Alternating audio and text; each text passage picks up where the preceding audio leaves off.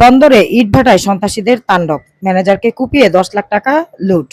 ২ April নারায়ণগঞ্জের বন্দর উপজেলায় চাঁদার দাবিতে একটি ইটভাটায় সশস্ত্র হামলা চালিয়েছে স্থানীয় একদল সন্ত্রাসী। এতে ইটভাটার পরিচালক ও ম্যানেজার নবী হোসেনকে চাপাতি ও রামদা দিয়ে কুপিয়ে হত্যার চেষ্টা চালানো হয়েছে। সন্ত্রাসীরা এ সময় ভাটায় থাকা ব্যবসায়ীর নগদ ১০,৫৭,০০০ টাকা লুটে নিয়ে যায় বলে অভিযোগ পাওয়া গেছে। এ ঘটনায় একটি এজাহার করা হয়েছে।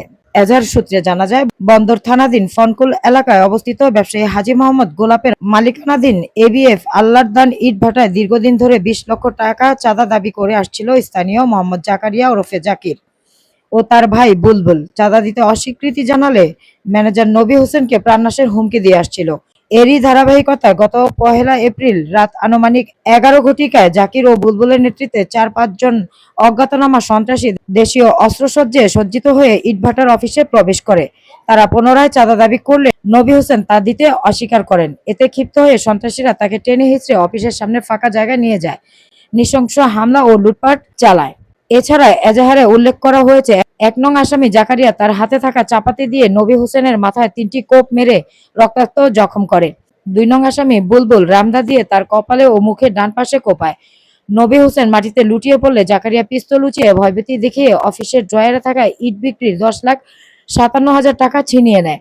এ সময় তার ডাকচিকারে শ্রমিকরা এগিয়ে এলে সন্ত্রাসীরা প্রকাশ্যে খুনের হুমকি দিয়ে ঘটনাস্থল ত্যাগ করে। পরে স্থানীয়রা তাকে উদ্ধার করে প্রথমে নারায়ণগঞ্জ জেনারেল ভিক্টোরিয়া হাসপাতালে নিয়ে যায়। সেখানে অবস্থার অবনতি হলে কর্তব্যরত চিকিৎসক তাকে উন্নত চিকিৎসার জন্য ঢাকা মেডিকেল কলেজ হাসপাতালে রেফার করেন। বর্তমানে তিনি ঢাকা কলেজ হাসপাতালে চিকিৎসাধীন রয়েছে।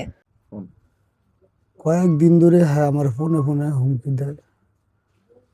আগে যা ওই এটা কি জাকারিয়া কয়েকদিন ধরে পরে ৫-৬ মাস ধরে আমার হুমকি দিতেছে এবং পিস্তল দেখাইতেছে, তুই না থাকতে খোলাতে প্রতি বছরে টাকা পাইছি ৮ লাখ ১০ লাখ, এবার তুই আইসর দিকে আমি ১০ লাখ টাকা পাইতারি না, এখন তুই টাকা দিবি ধর মারিলাম। কয়েকবার এরকম হুমকি দিছে, তার মধ্যে ঠাট্টা করে মজা করে এরকম করছে। কালকা সন্ধ্যাবেলা মনে করেন যেন গেছে, কালকা সন্ধ্যাবেলা মনে করেন আমার ফোন দিয়া ১০ মিনিট তুই থাক আমি আসতেছি। ১০ মিনিট আইতেছে তখন একটা কোনো কথা ১০ মিনিট আইতেছি ১০ মিনিট। তো হ্যাঁ যেন এরকম হুমকি দেয় প্রায় সময়। ঈদের দুদিন আগে টাকা লয়ে গেছে, টাকা দিছি। কালকা হঠাৎ করে ফোন দিয়ে গেছে তুই থাক আমি আইতেছি। ভবিষ্যতে হিসাব কিতাব করে লইয়া ১০.৫ লাখ টাকা, মানে ১০,৫৬,০০০ টাকার মতন লইয়া বাড়াইছি বাজামো। এই মুহূর্তে একজন ফিস দেয় পদক্ষেপ নিয়ে লইছে, আমি তো আর দেখি নাই। আমার ওই অফিসের কোনার আমি দৌড়ে মনে করেন যেন পিস্তলটা বার করে কইতেছে আগে গুলি কর খানকির ফলারা। ৩টা লোক, জাকারিয়ার আমি চিনছি, আর 2টা লোক মুখ চিনি, এমন নাম জানি না। সুন্দর করে আছে, সাবধারি আছে। একটা লোক সালাম বা অনেক ফাঁকা ফাঁকা আডে, তাই আর হচ্ছে বুলবুলে। 4 জন বুলবুল আসছিল অন্ধকারটার মধ্যে। এই মনে করেন যেন খালি গুল্লি করিস না কোবা, এই মনে করেন নাউলা শুনলি আমার হাতের ব্যাগ বললো কি গুলি করিস না কোবা, এই গুল্লি করিস না বললো যেন ওই যে সাবদারি একটা লোক সুন্দর করে, ওই লোকটা হাল্লা করে গুল্লি করিস না খালি কোবা খানকির বলারে। আর গুলি করার কথা কি গুল্লি করার কথা জাকারিয়া একদম গমনাতে দৌড়ে মনে করেন আমার গলার আমার সিটটা দৌড়ে পিস্তলটা বার করে গুল্লি করে দেবো খানকির বলার বুকটা, এই জানা আমার দরকার আমার। রাতের ঘটনা আমাকে নবী মোয়া যখন ডাক দেওয়া হয়েছে যে রাখিব আমারে বাসা, তখন আমি দৌড় তুলি, যখন আইয়া দেখছি যে এলোফাতারি ভাবে চাপাতি দি কুপাইতেছে, নবী মোয়ারে চাপাতি দি কুপাইতেছে, আর একটা রিভলভার ধরিয়া লইয়া বইছে। যখন আমি অগ্রসর হয়েছি তখন আমার রিভলভার দিয়ে ঠেকাই দিছে তারা একজনে।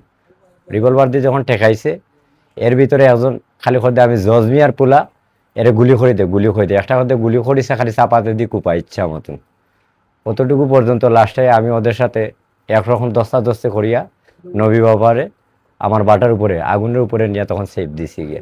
এর পরবর্তী আবার তারা বাটার উপরে উঠছে, বাটার উপরে উঠার পরে আমার লেবাররা ইট পাটকেল যখন ছুঁড়ে মারা শুরু করছে তখন তারা দৌড়াইছে গিয়ে।